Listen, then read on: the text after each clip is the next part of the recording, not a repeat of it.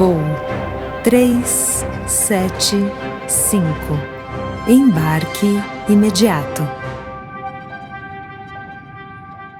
Bem-vindos ao podcast O Sequestro do Voo 375, no qual vamos te contar a mais intrigante, inesperada e surreal história que já aconteceu no espaço aéreo brasileiro.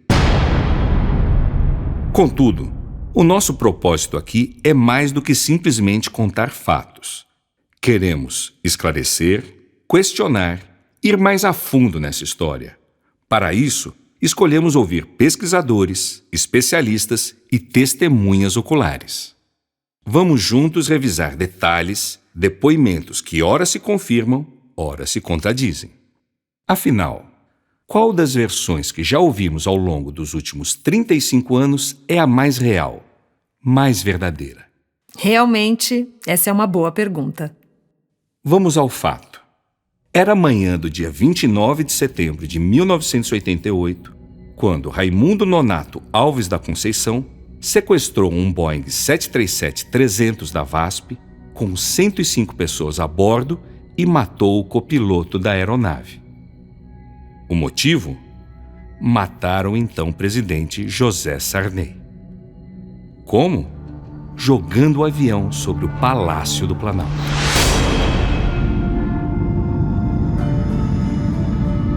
Jogar um avião sobre um prédio do governo? O que isso te lembra? Será mesmo que se os Estados Unidos tivessem prestado mais atenção ao que aconteceu aqui em 1988, o ataque de 11 de setembro poderia ter sido evitado? A questão é que a forma como essa história acabou deixou dúvidas e abriu espaço para questionamentos lícitos e teorias conspiratórias. Portanto, para podermos compreender melhor o que aconteceu e analisar as variáveis a respeito de tudo isso, precisamos voltar no tempo.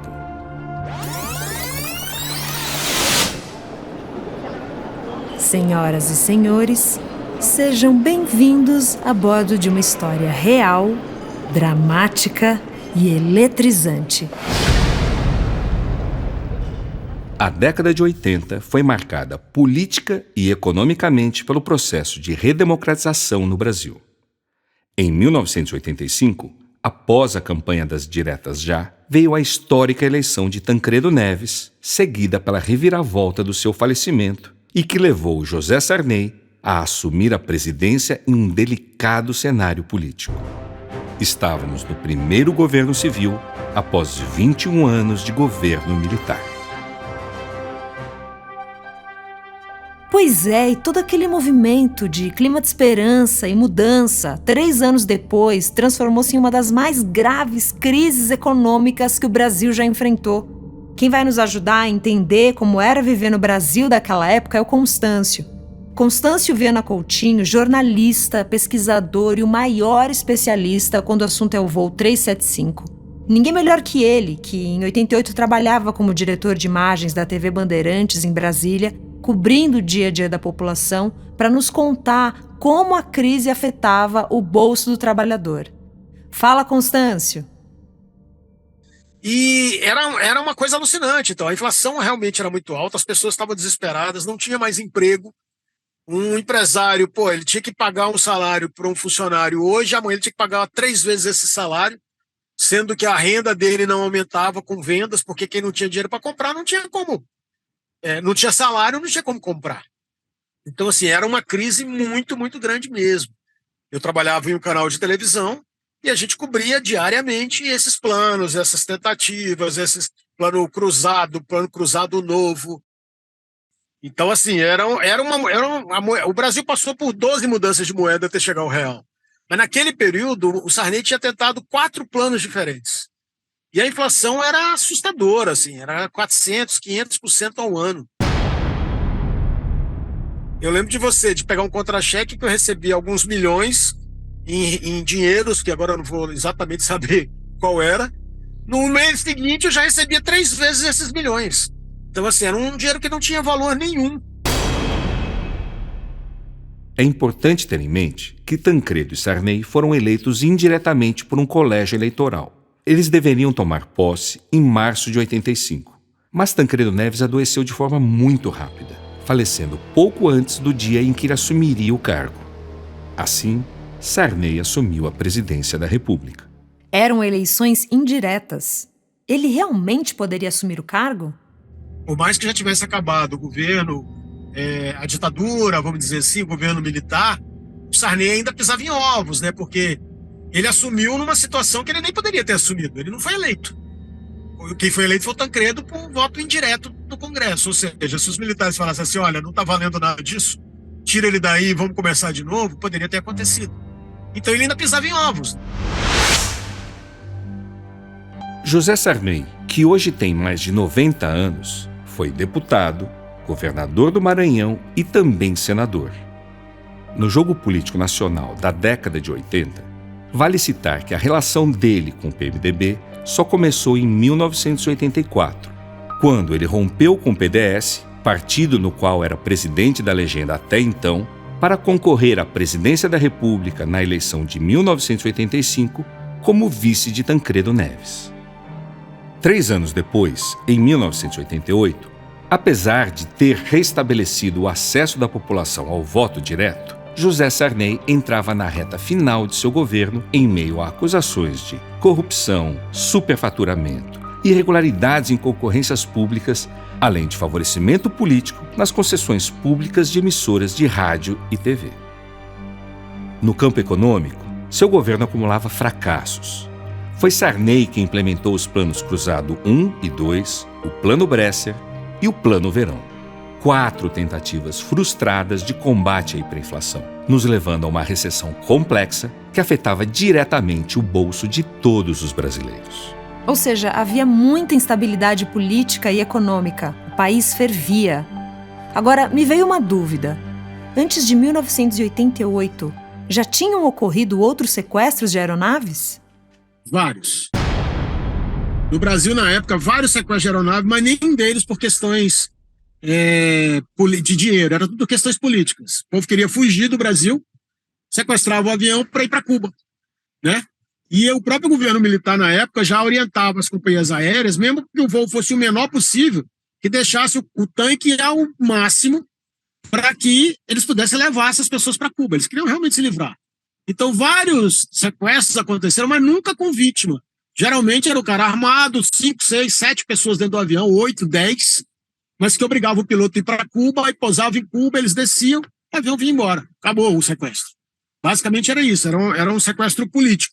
Mas esse foi o primeiro caso, e que já não era mais durante o governo militar. Então, assim, foi o que marcou, de fato, a história da aviação. No Brasil, o primeiro sequestro de avião registrado aconteceu em 3 de dezembro de 1959. Segundo consta em matéria publicada pela agência Senado, o sequestro de um avião da Panair, na realidade, foi uma tentativa de golpe de Estado para derrubar o presidente Juscelino Kubitschek, fechar o Congresso Nacional e instaurar uma ditadura militar.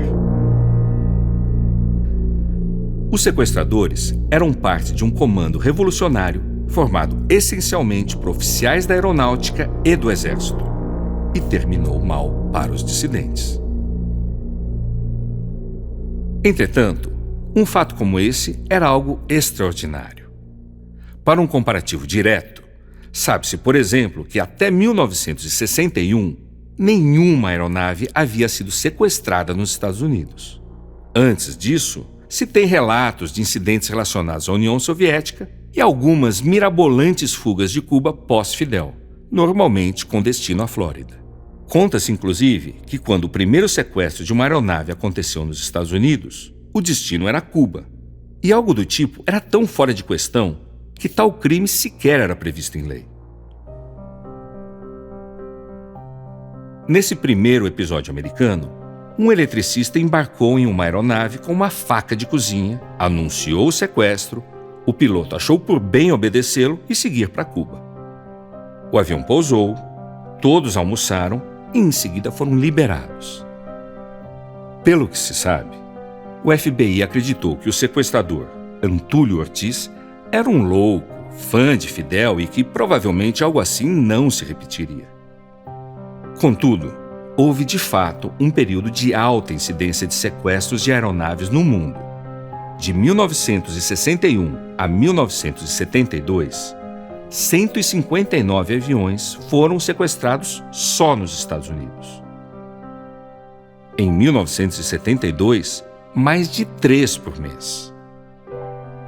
E como o problema predominante era Cuba, os americanos pareciam estar mais gerenciando o contexto.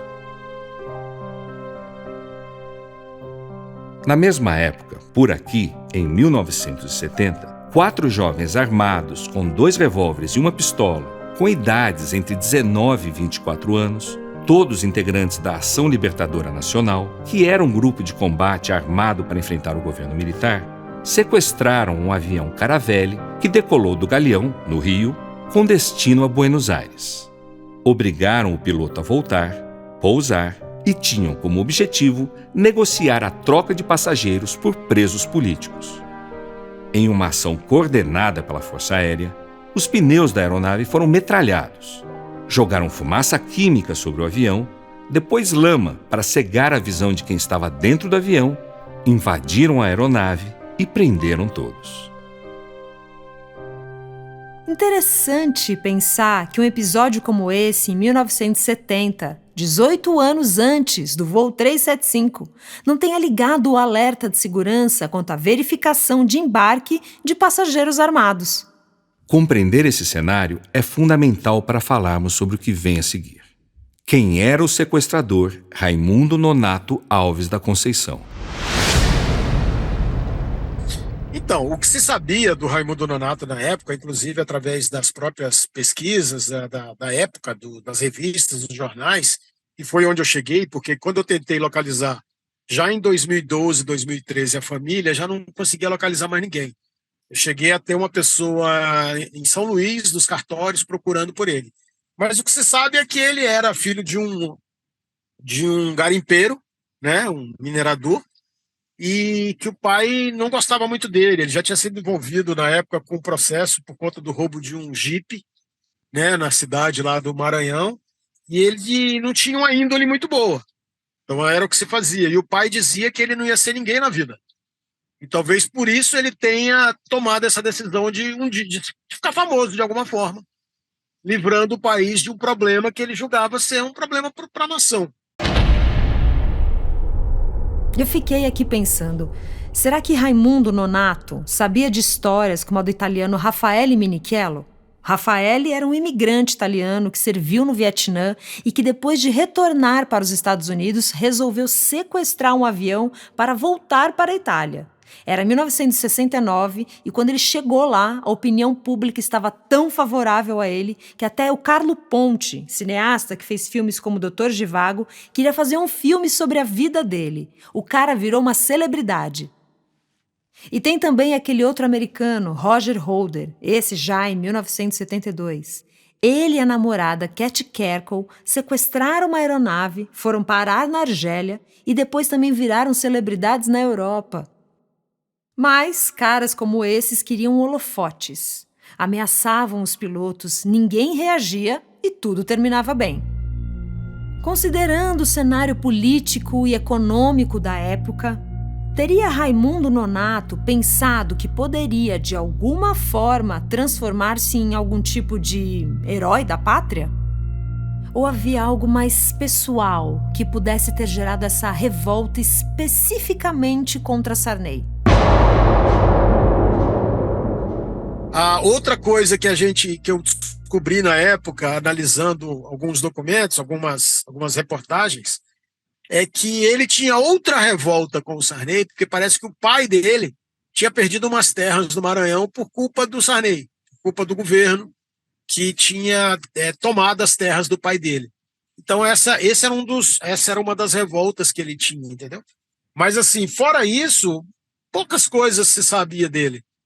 Da família, além do pai que era minerador, da mãe, que era uma dona de casa, pouco se soube dele. Não tinha parentes, filhos. Ele tinha 28 anos, né? Ele era um cara novo. Ele não tinha parentes, assim, não apareceram parentes para falar, eu sou irmão, primo dele. Não, não tinha. Talvez até conta de medo mesmo, né, de aparecer na época, por isso. Quando ouço Maranhão, o que me vem de imediato à mente é um estado historicamente dominado pela família Sarney. Ainda mais décadas atrás, onde a figura do coronel nordestino era muito forte na política da região. Ao mesmo tempo, penso em como o povo maranhense, de forma geral, em sua simplicidade e boa-fé, realmente esperava que o Sarney pudesse trazer alento, melhoria de vida. Afinal, a gente está falando de uma região cujas dificuldades e escassez de recursos, historicamente, sempre foram obstáculos para o seu crescimento socioeconômico. Então, por que isso? Primeiro, ele tinha uma mágoa muito grande do Sarney, porque ele era um maranhense, que acreditou no Sarney maranhense, que disse que ia salvar a todo mundo do desemprego e tudo mais. Ele tinha um bom trabalho como tratorista, trabalhando em uma construtora no Irã, no Iraque, no exterior. E com o tempo foi passando, a crise foi aumentando, as construtoras perderam os trabalhos fora e não tinha nada no Brasil. Raimundo Nonato havia trabalhado para a construtora Mendes Júnior.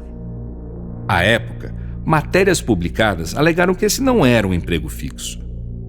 Mesmo assim, ele conseguia, entre idas e vindas, alguns trabalhos em obras da empresa. Tanto que, através dela, chegou a trabalhar no Iraque. Aqui no Brasil, sem emprego e diante de tamanha recessão econômica, não conseguia se reposicionar no mercado. Desempregado, frustrado, provavelmente considerando que não havia mais nada a perder, o jovem nascido em Vitorino Freire, interior do Maranhão, elaborou um plano inacreditável.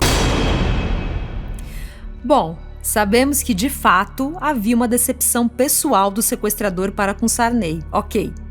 Mas, se é mesmo verdade que o sequestrador acreditava que matar o presidente seria algo que salvaria o Brasil, por que se especula tanto se isso é real ou não?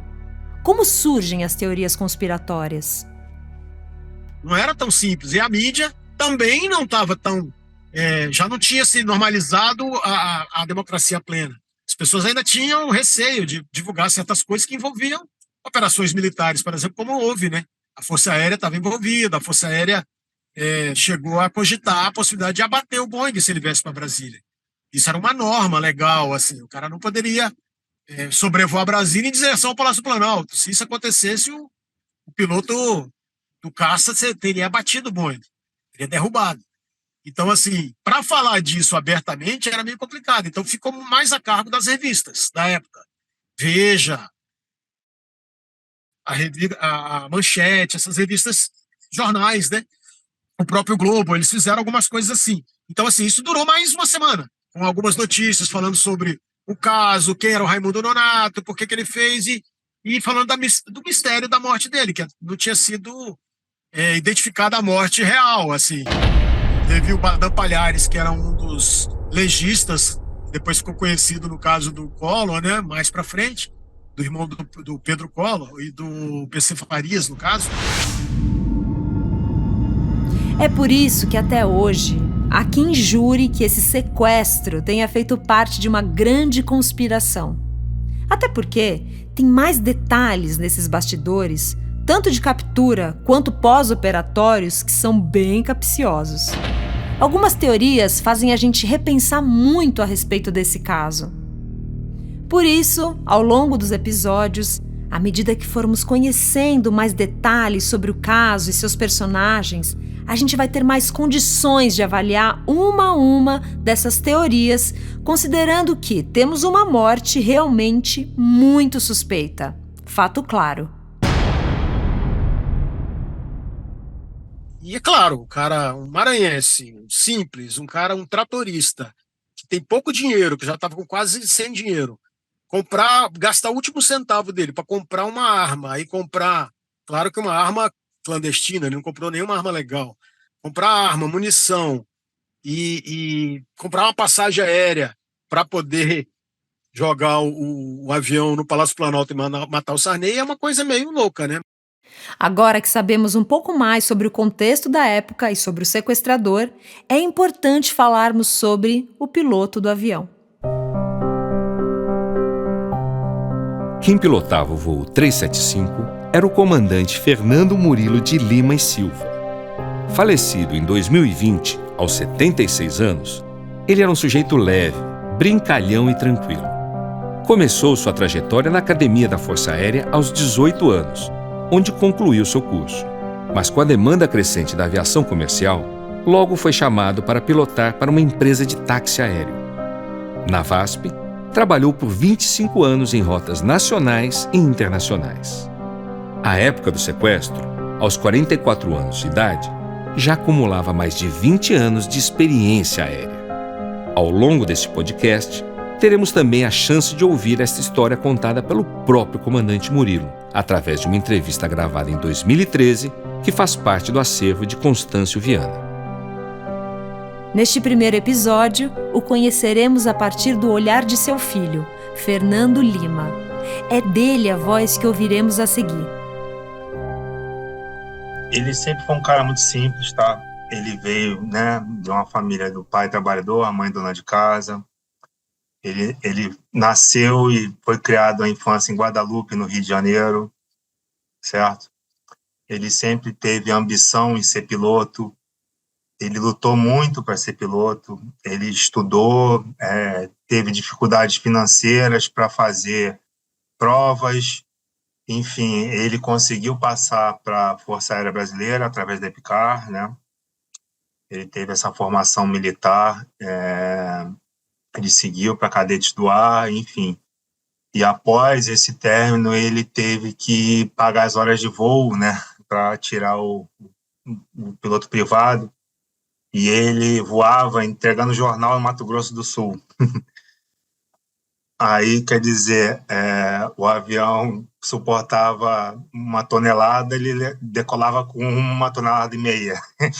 Tinha que ir com o piloto jogar jornal fora para, o avião ganhar altitude, né? E, enfim, ele sacrificou muito, né, para conseguir, que ele conseguiu com êxito, né? Ele foi, né, ele copiloto, todo aquele caminho, né, na aviação. Ele voou muitos anos na VASP, digo que foi 85% da vida dele foi na aviação aérea de São Paulo, na época, né? E ele era um cara muito querido entre os funcionários. O pessoal de terra via meu pai, vinha abraçar meu pai, sempre foi assim. Eu viajei muito com ele e eu ficava impressionado às vezes. Eu, com pouca idade, os trabalhadores de entrega de mala, de coisa, vindo falar com ele, e sabe, os mecânicos, o Murilo, era sempre muito um ar assim, muito divertido estar com ele na profissão dele, porque eu via como ele era querido, né? Ele sempre foi muito querido na aviação, né? Não tinha pessoas que não gostavam dele. Assim, resumindo, assim, algo que eu diria não ser por ser meu pai, mas foi um ser humano espetacular. E se há um senso comum nessa história, é sobre o heroísmo do comandante Fernando Murilo. Ouça o que diz Cida Freitas, passageira do voo 375. Teve algumas vezes que o Fernando acalmava a gente, ele é um fantástico. Ele foi o herói de todos nós. O avião fazia a rota Porto Velho, Rio de Janeiro, e cumpria o último trecho da viagem entre Belo Horizonte e Rio, quando foi sequestrado. Das 105 pessoas que estavam no voo 375, 7 eram tripulantes e 98 passageiros. Dentre eles, estavam 4 empresários japoneses e diretores de 5 empresas siderúrgicas alemãs, o que poderia ter transformado a situação em algo de maior impacto internacional. Quem também estava no avião era Francisco Couto, irmão do então ministro-chefe do Gabinete Civil, Ronaldo Costa Couto, que ficou sabendo da presença dele a bordo no decorrer do sequestro. Pela proximidade com Sarney, o próprio ministro depois esclareceu que essa informação só pôde ser divulgada após tudo resolvido, porque, de fato, havia preocupação de não dar uma leitura de atentado político. Como o nosso tempo está acabando, eu não posso deixar de perguntar. Por que se fala com tanta convicção que se os Estados Unidos tivessem olhado com maior atenção para o que aconteceu aqui em 1988, os atentados de 11 de setembro de 2011 poderiam ter sido evitados? Tanto nos Estados Unidos quanto no Brasil e também pelo mundo, já estava em cena o detector de metais. O procedimento padrão era, em caso de desconfiança sobre o aspecto ou algum tipo de conduta inapropriada, que o passageiro fosse encaminhado para o detector de metais. Na prática, usar ou não o detector de metais parecia ser uma decisão de cada aeroporto. No dia do voo 375, o do aeroporto de Confins não estava disponível. O que os fatos confirmam é que, mesmo com muitos outros sequestros tendo acontecido após 1988, parece haver uma falta de percepção do potencial da ação. Todavia, há conexões reais que ligam o voo 375 ao ataque das Torres Gêmeas em 11 de setembro. E vale lembrar que, assim como um terrorista, Raimundo Nonato estava disposto a morrer e matar pela sua causa. Então temos teorias de conspiração e também conexão com o 11 de setembro. Os próximos episódios vão ferver. Há muito para conhecermos nessa história. No próximo episódio, vamos analisar momentos que antecederam ao embarque, conhecer passageiros e pessoas que estavam ligadas diretamente ao fato, além de saber como foi para quem estava em terra receber a notícia que, naquele 29 de setembro, parou o Brasil. E se você acredita em destino, ouça um pouco do que vem a seguir. E aí eu falei que eu precisava de ir pro Rio, que eu tinha uma reunião. Mas já fechou o voo. Mas tá aí. Bom, aí joguei meu lero em cima deles, eles abriram a porta para mim, eu entrei. Foi isso. E aí deu no que deu. Quando eu cheguei, as pessoas já estavam dentro do avião. Tinha acabado de entrar, mas não foi atraso também, atrás de segurar, não. Foi atrasinho. Então, aconteceu isso. Então, era Maktub, estava escrito. Na verdade, o meu voo não era aquele. Mas era aquela época que você comprava, tinha VASP, Varig e Transbrasil. Aí eu comprei o voo, eu acho que era pela Transbrasil. Mas só quando você chegava no balcão, eles falavam, tem um voo da Varig, da VASP, da Transbrasil saindo, você quer ir nele? Aí, como eu cheguei mais cedo no aeroporto, eu troquei o meu horário do voo e fui nesse voo. Na época dos fatos, eu era o substituto da chefia do Comando de Operações Táticas. Por volta de meio-dia, né? Então eu fui acionado, dando conta que uma aeronave que tinha decolado de Minas Gerais, de Belo Horizonte, para o Rio de Janeiro, estava sob apoderamento ilícito com o deslocamento para Brasília. E que a pessoa já tinha, um dos sequestradores já tinha abatido o copiloto, né? Só o evangelista era o copiloto que foi morto. Ele não estaria nesse voo.